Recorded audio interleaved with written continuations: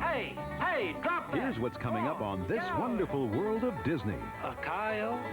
A mixed-up desert coyote strays a long way from home to Music City, USA,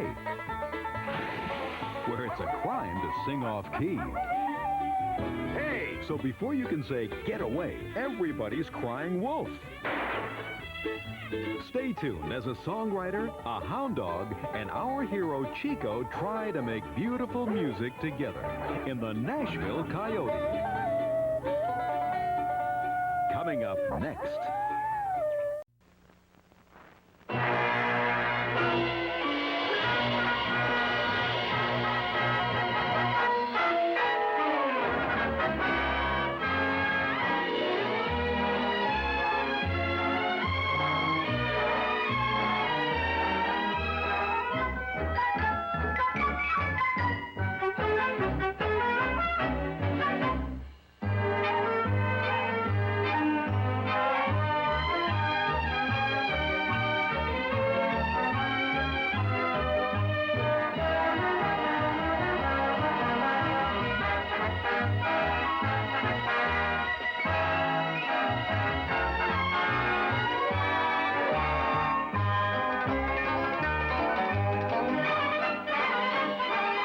Wonderful world of Disney.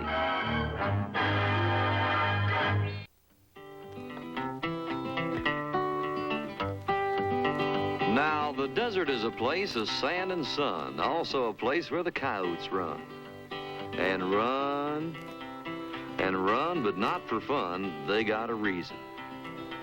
It's open season on coyotes all the time. You see, it's a fact that by and large, coyotes are held in low regard by humans. So a coyote daddy will teach his son as soon as he learns to walk to run. And that's how it had been with Chico. What he couldn't outrun, he had outguessed, because a coyote finishes second best just once.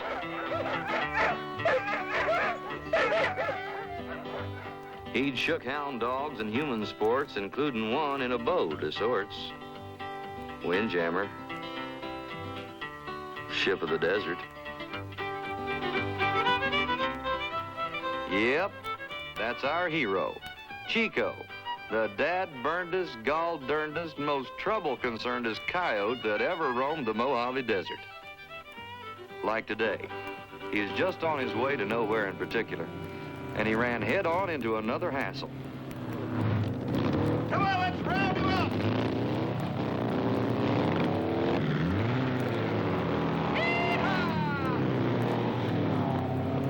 There he goes.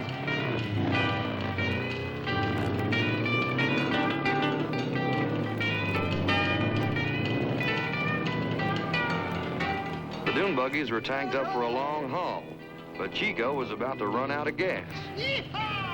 Such being the case, the best defense was a good fence. Oh, he got away. And that put him in the switching yards of a busy railroad town named Barstow, California.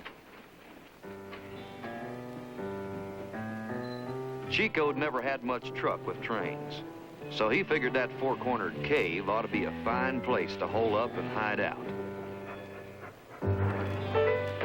Trouble was, Chico's hideout was about due to head out.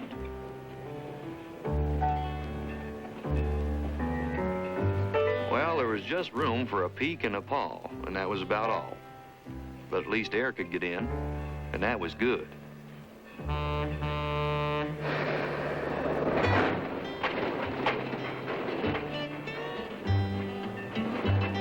So that's how Chico hit the road on that long freight train that was short on load. And all he could do was just go along like the hobos do in a hobo song.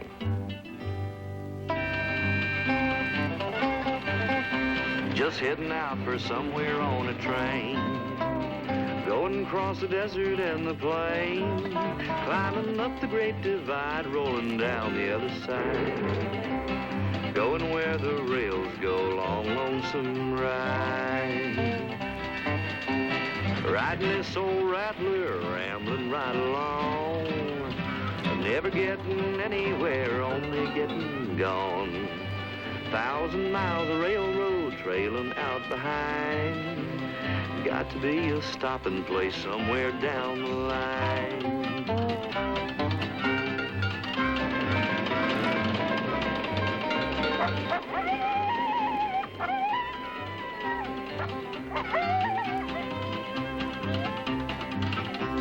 Half a dozen different times a day, pass a nice inviting place to stay, but there's no chance to try. It's hello and goodbye, going where the rails go, leaving on the fly. Riding this old rattler, rambling right along, never getting anywhere, only getting gone. 1,000 miles of railroad trailing out behind. Got to be a stopping place somewhere down the line. Somewhere down the line.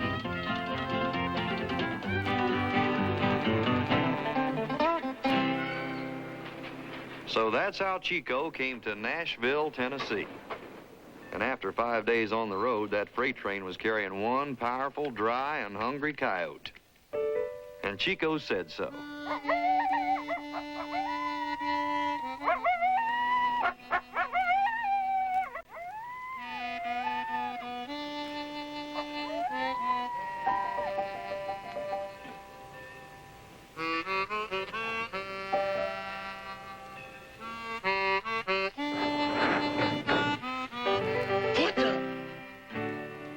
Chico got himself about 50 feet of freedom. Then the scent of grub grabbed him by the nose and pulled him halfway back. Hey, beat it! Get away from my lunch!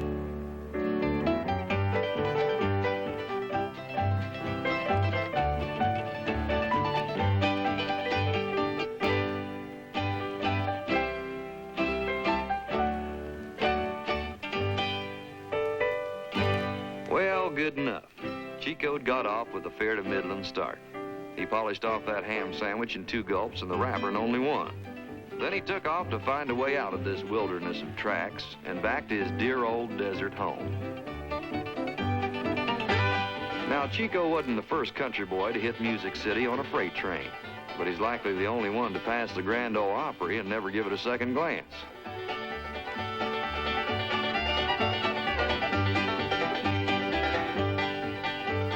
Of course, Chico didn't know where he was, but he knew he wasn't in coyote country. Another thing, that ham sandwich wasn't exactly a salt-free diet. Like now, man, Chico had a thirst as big as all outdoors.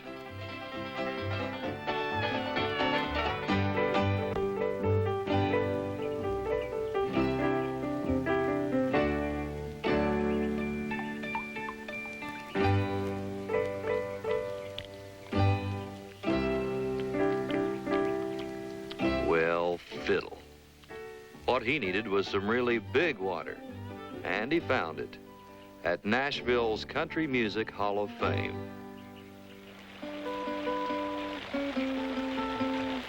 Of course, the spring was running upside down, but the water was on the level, and there sure was plenty of it.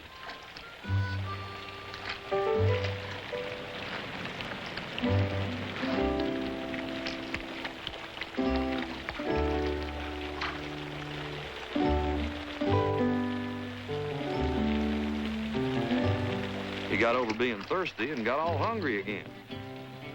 But Chico had the idea now. Food came in packages, that was clear, and that was a package right over there. Of course, his hunger was kind of urgent, or he wouldn't have tried to eat detergent. Bubbly. Looked good. Tasted awful.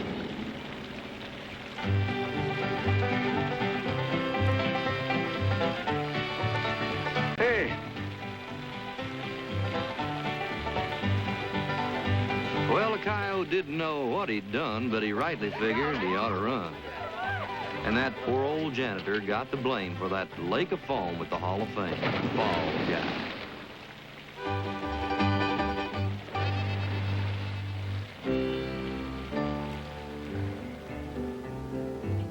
It was late afternoon when Chico finally put the pavement and city limits behind him. He crossed one more green belt, and beyond that, the nearest thing to desert he'd found yet.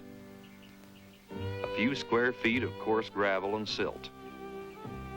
To a travel-worn and weary coyote, this was one little patch of home sweet home. And that was good enough for Chico's first night's sleep in the state of Tennessee.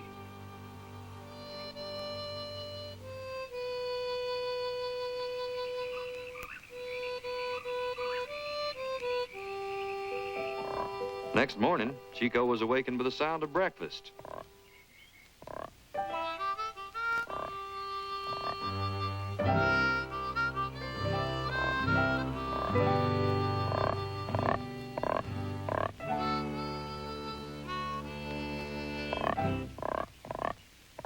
Back where Chico came from, you were supposed to drink water, not hide in it. Still, if that's where they hid around here, that's where he'd hunt.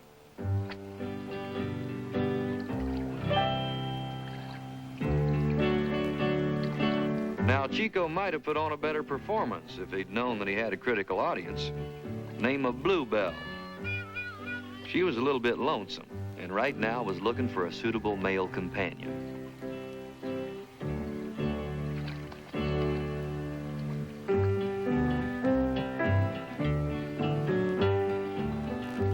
Well, he was lanky built and had lantern jaws, but his pelt was clean and he had nice paws. And he looked like he might be fun to know, so she'd take a chance and just say hello.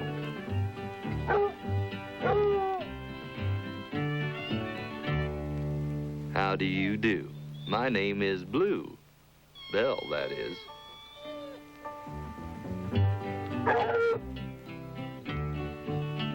Oh, he was smitten hard right between the eyes. A calico coyote in just his size. She'd said bow wow and he went wow.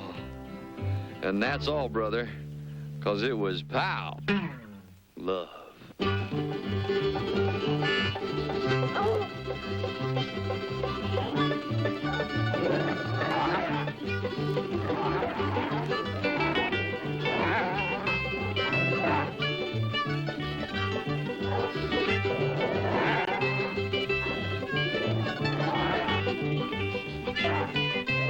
By now, Chico's heart was so full that he just had to pour out his soul in love's old sweet song. Coyote style.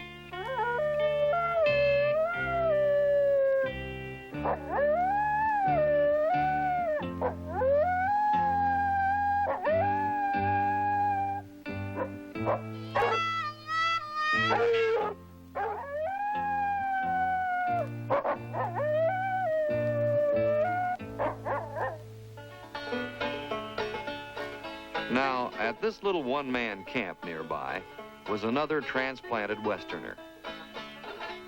Johnny Martin had come here from California because somebody told him he was a songwriter.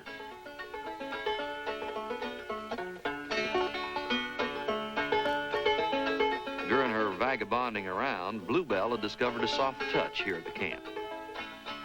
Now she decided to cut her new friend in on the takings. First, though, they'd have to hear Johnny Martin's newest song. Oh, they told me back home I was a winner, and I ought to go to Nashville, Tennessee, where the country music folks were sure to put me on the Grand Ole Opry, where I ought to be. So I brought a bag of songs to Music City, and I've still got every one as good as new. Yeah, I write 'em and I sing 'em awful pretty, but nobody wants to listen when I do. Howdy, Hal.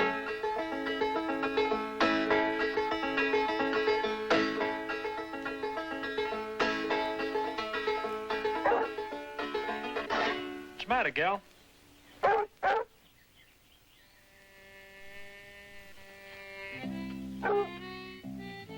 Oh, got yourself a friend, gal. Hey, now. Come on now. Hey, now.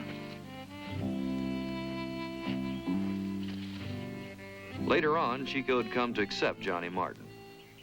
This first day, though, he was just another human and deserved to be outsmarted by the old double back trick.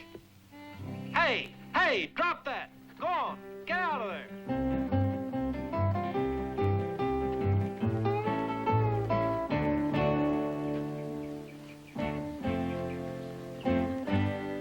A coyote? You're a long way from home, buddy. I guess that makes us about even.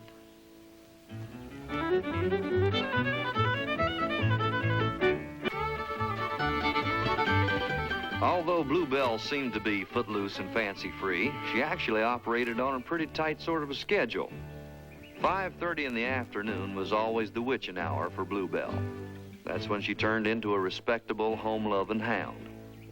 That was also when the master came back from work. She'd never before brought a boyfriend to the house, but she'd never met one like Chico either. He'd never met anything like her. Fact is, they got so wrapped up in each other that Bluebelle almost missed her cue.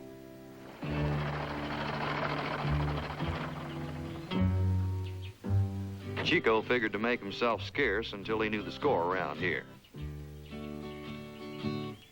Bluebelle pulled herself together and went into her dutiful dog routine. Howdy, gal. Good dog. Chico got the picture. Yeah, tomorrow'd come and he could see some more of that pretty little gal going through that door. But he had better things to do than sleep when the moon was high and his love was deep. Serenade.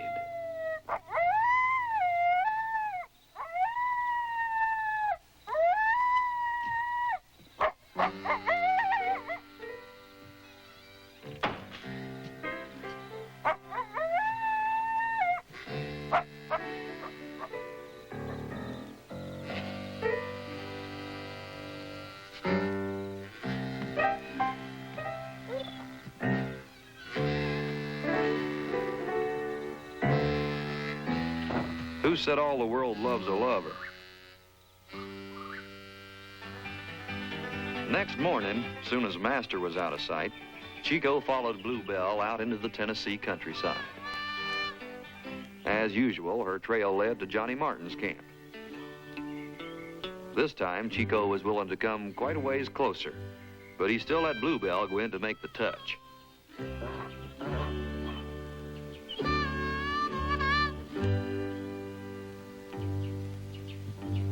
You still hang around with that coyote, huh?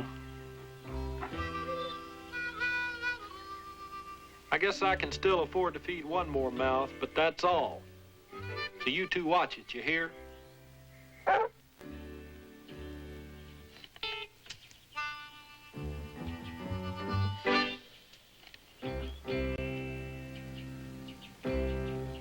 Hey, I've been writing a song about you two. You want to hear it?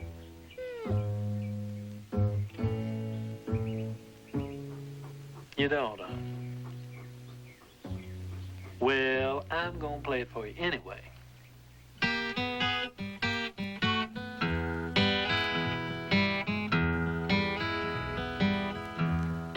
Coyote, coyote, how'd you get to Tennessee? Oh, tell me, Mr. Coyote, how'd you get to Tennessee?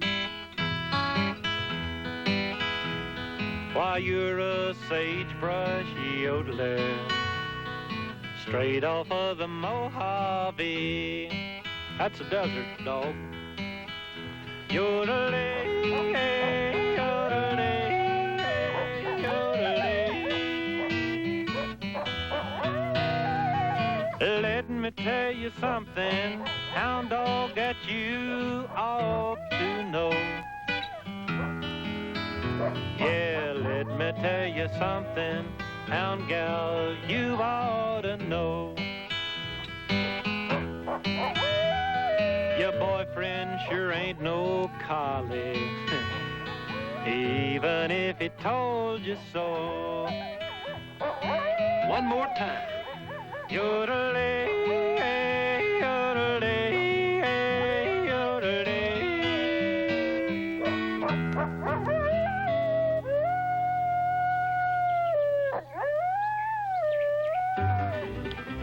Well, that happy couple spent the rest of the day just touring around and enjoying each other's company. And that set the pattern for several months to come. Now, Chico should have been homeward bound, but he just couldn't leave that Bluebelle hound. Why, if he'd ever known there's such a thing, he'd have had her wearing a diamond ring. Third toe, left paw, front.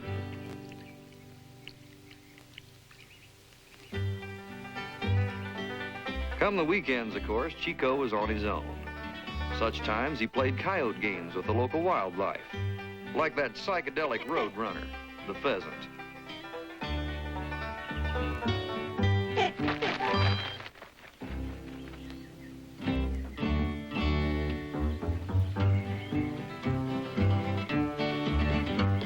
Well, something else that was mighty queer was the size of some of the critters around here. Why, the way he saw it, that old groundhog was a 17-pound prairie dog. Enormous. Tough, too.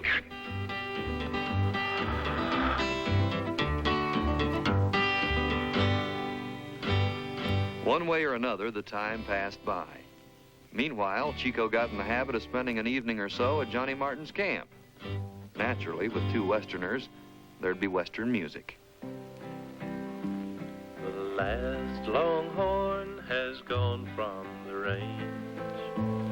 The fences have taken the west. The friends that I knew have gone away too, where the old cowboys go to rest.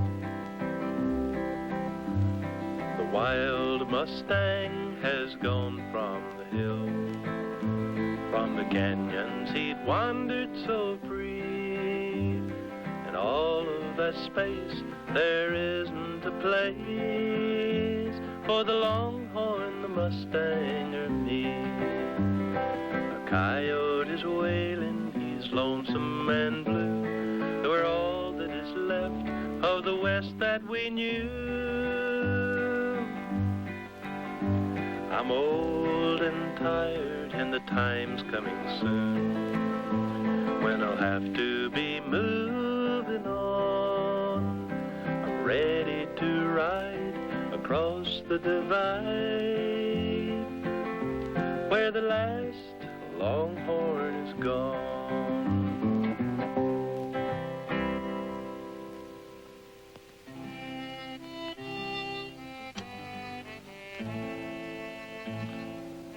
You might be the only honest-to-gosh music lover in Nashville, Coyote.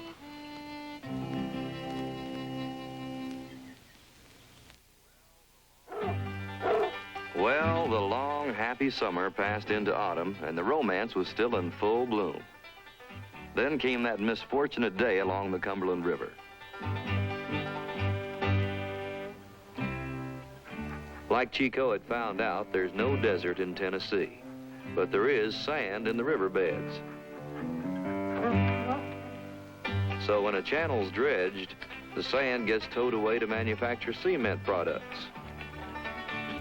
Of course, to Chico, the economics didn't mean 3 cents. But that sand sure meant something.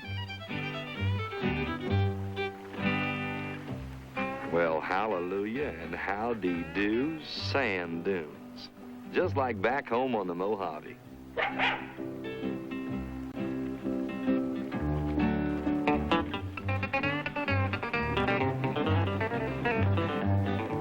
This one time, Chico should have missed the boat, but he didn't.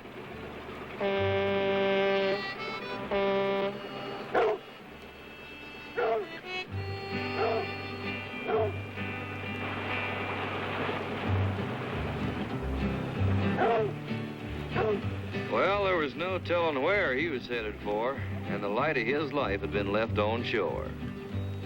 He is too hurt to laugh and too old to bawl, and them sea-going sand dunes had done it all. Son of a gun. Doggone.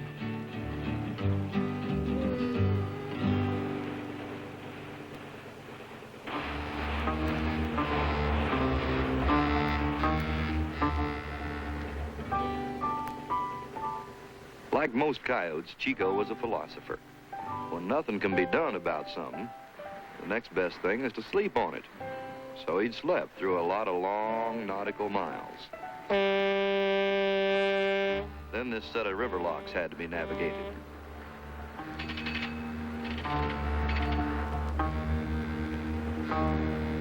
After that rude awakening, it took a little while for Chico to get his sea legs. When he got them, he decided to put them back on land. Turned out he was going to have some help from a hair-triggered deckhand named Harlan.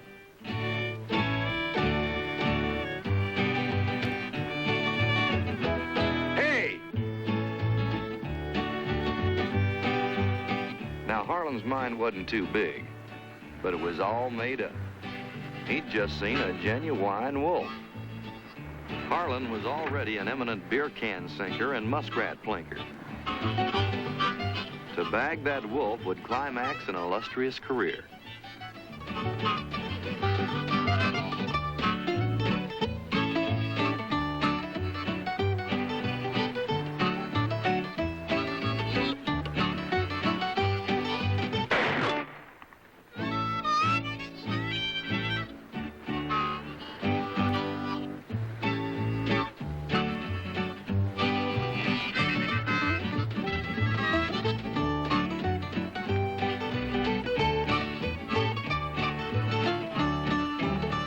Dodging bullets was an old story to Chico, but that box canyon trap turned him back toward the pilot house. That almost meant doomsday to the skipper.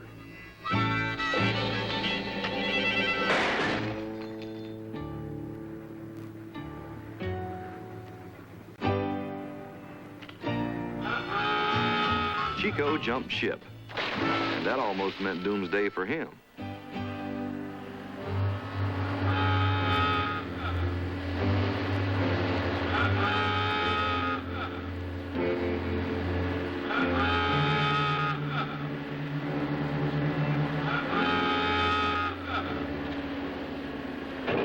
Chico was safe for now, but already Harlan was telling his wolf story to the skipper.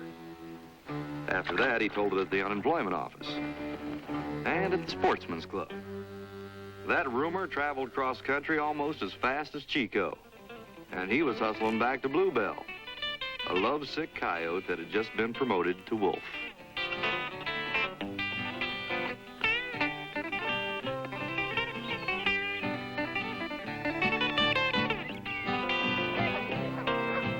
The next day, a flock of geese and a couple of kids added considerable to the wolf story. Chico didn't help things by being hungry enough to have a go at the geese. Hey,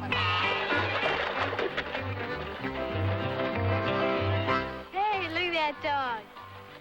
That ain't no dog. That's a wolf. A wolf?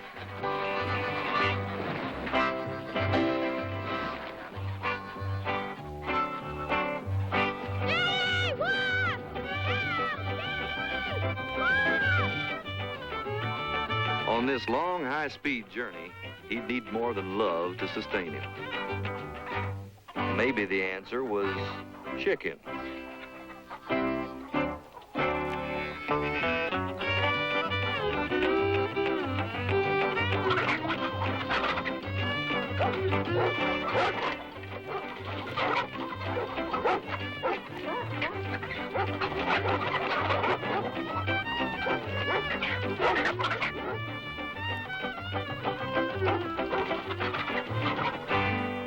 Come on out here. There's something going on in the chicken house. Henry, bring a gun. I think it's a dog. Get away from my chickens. Get away from my chickens, you rapscallion. You get out of there. Ham and eggs the hard way.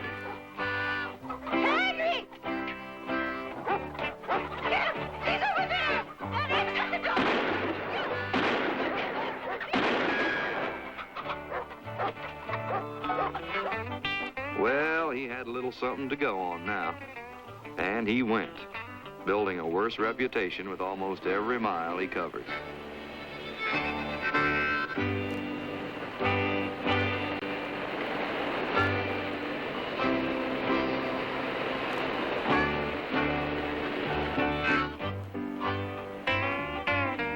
While Chico was picking his way through the Tennessee woodlands, back in Music City, friend Johnny Martin was picking his way through the G-chord jungle. So I brought a bag of songs to Music City, and I've still got everyone as good as new. Yeah, I write 'em and I sing 'em awful pretty, but nobody wants to listen when I do. In mid-afternoon, a few days later, Chico finally hit the fringe of Music City and passed through a park during a meeting of the Nashville Losers Club. These guys couldn't get an audience among the local music moguls, but the girlfriends and wives could always be counted on. The rest of the folks were friends and neighbors and a few other losers, including today, Johnny Martin.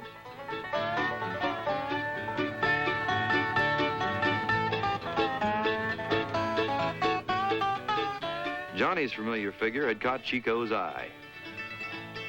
He wouldn't go too close because of the crowd, but he would make certain that Bluebelle wasn't around somewhere.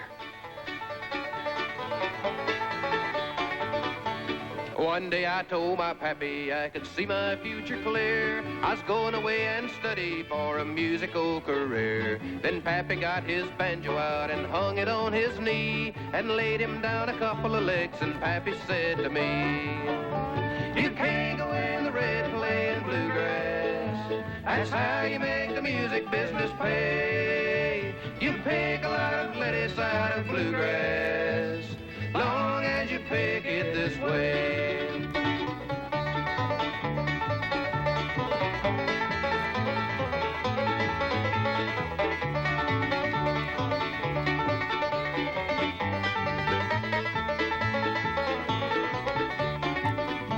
I took my pappy's banjo and I rode off on the mule to learn some classic picking at a famous music school. I tried to play Chopin though and the banjo wouldn't ring. A polonaise and bluegrass just ain't a fitting thing.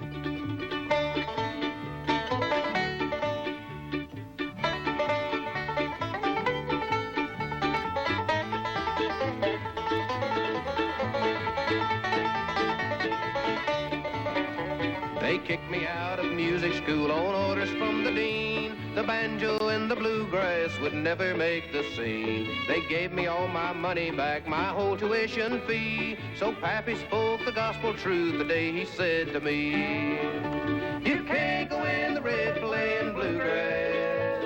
That's how you make the music business pay.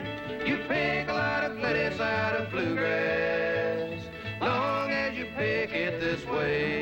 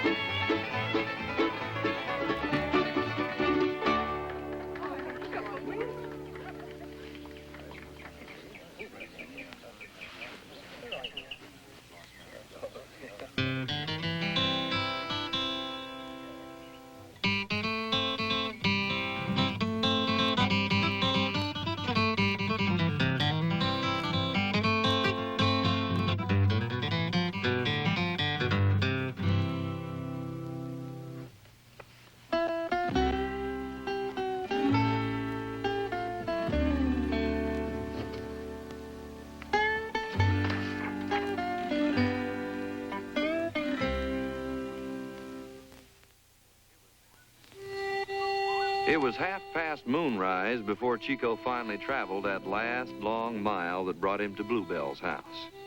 But he couldn't wait till morning to let that little gal know that her wandering boy was home at last.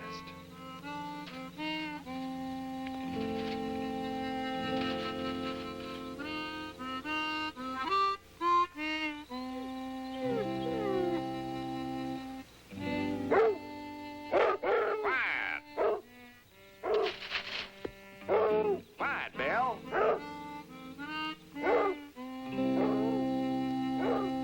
Well, that'd do for tonight. Now he'd catch a little shut-eye while he was waiting for that great day in the morning. As it turned out, this wasn't going to be a great day at all. Come on, Belle. We're going hunting.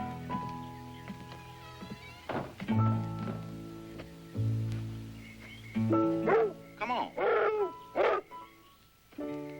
Come on, Belle. What's the matter with you? Naturally, Chico didn't know he'd arrived on a weekend, but he did know he'd traveled halfway across Tennessee to be with Bluebelle. There wasn't going to be another separation now. Wherever she was going, he was going. He should have stayed right there till she got back, but his mind was on a one-way Bluebelle track. And where she was going, he shouldn't have gone, because the word was out and the heat was on. Wanted posters, wolf hunt, bring dogs. They did. Guns, too. There may have been doubts about the wolf, but there was no doubt about having the hunt. Besides, the guest of honor was already on the way. But that reception committee scared him off.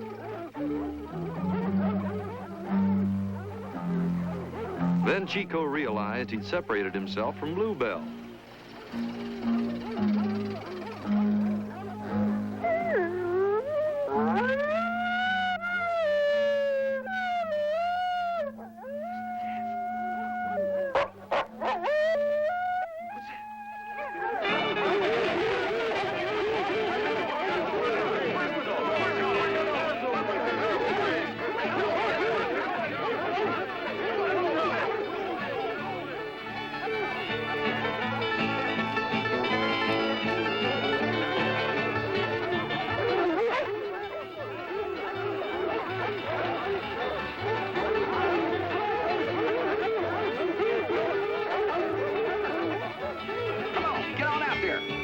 Go get him, Belle.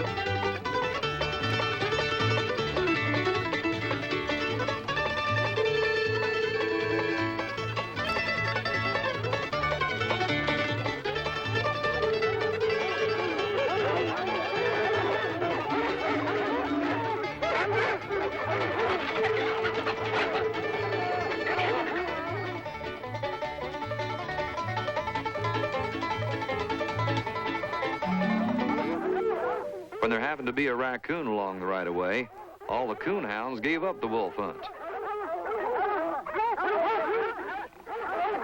And a possum sidetracked another dozen dogs.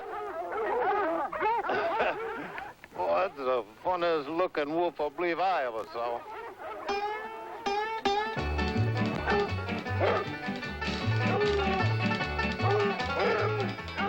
For this Dalmatian, there was first hesitation, then procrastination. So, one way or another, the big wolf hunt just kept thinning down.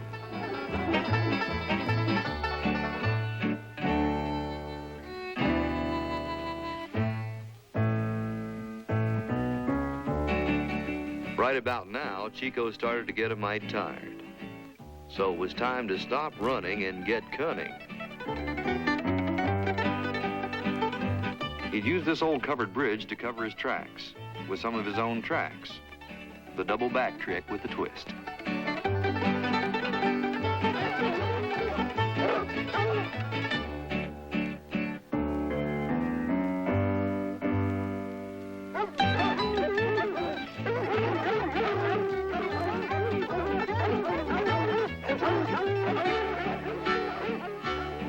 So far, so good. A dead-end mishmash of tracks ought to give that bunch of hillbillies something to think about.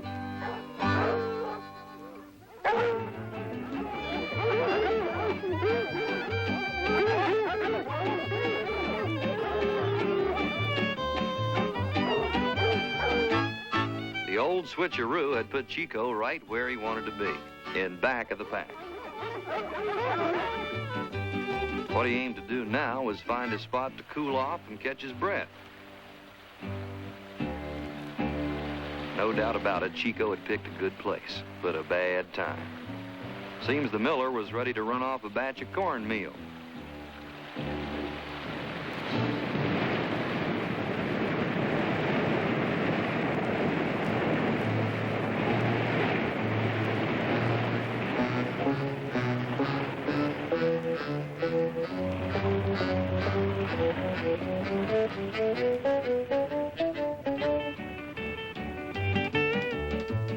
That unexpected turn was actually mighty lucky, because Chico had underestimated the hounds. They knew their business, and their business was hunting. Up to this point, though, Chico still had the advantage. And fact is, he could most always handle his enemies. But he sure couldn't cope with a well-meaning friend, Bluebelle.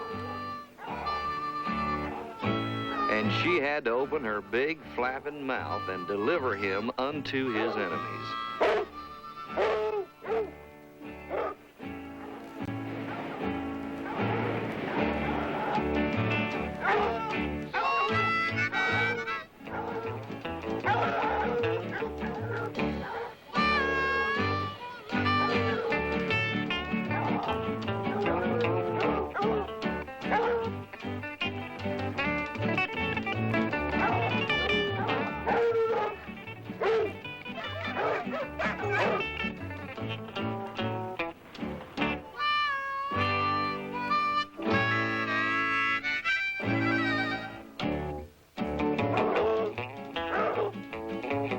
Any advantage Chico had was gone now. And there'd be no chance for Bluebelle to catch up either. She couldn't know she'd never again see that sweet, singing, fun-loving companion. But she seemed to sense it.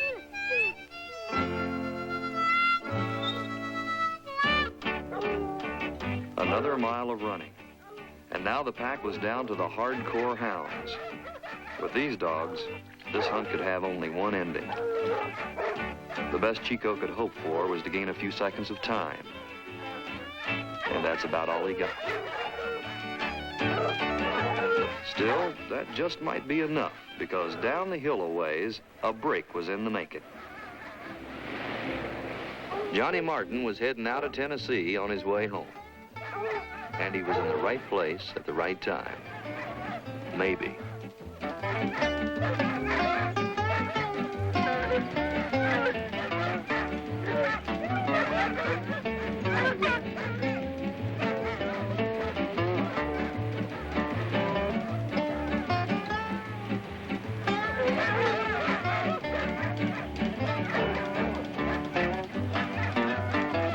Jump here, Coyote. Come on, boy. Come on, get in. Here, Coyote, come on. Jump in here, man.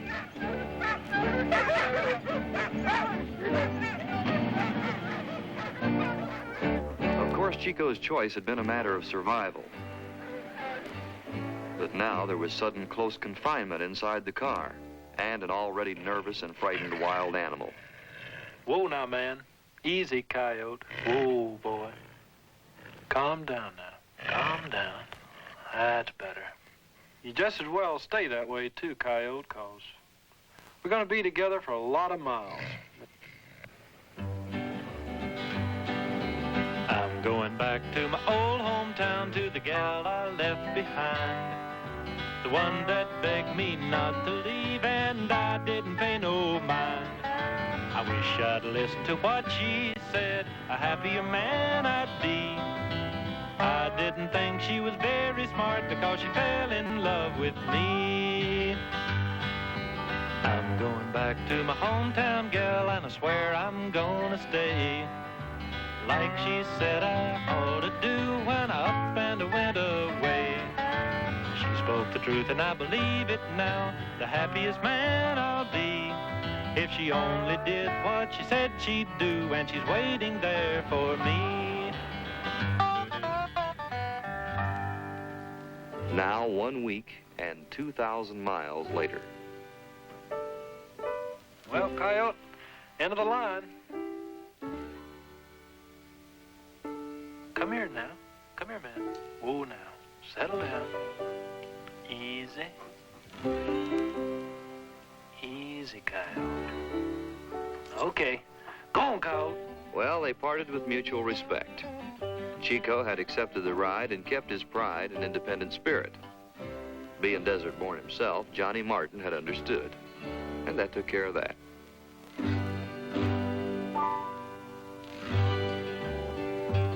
Yeah, he was home again, and he should have been glad, but somehow Chico was kind of sad.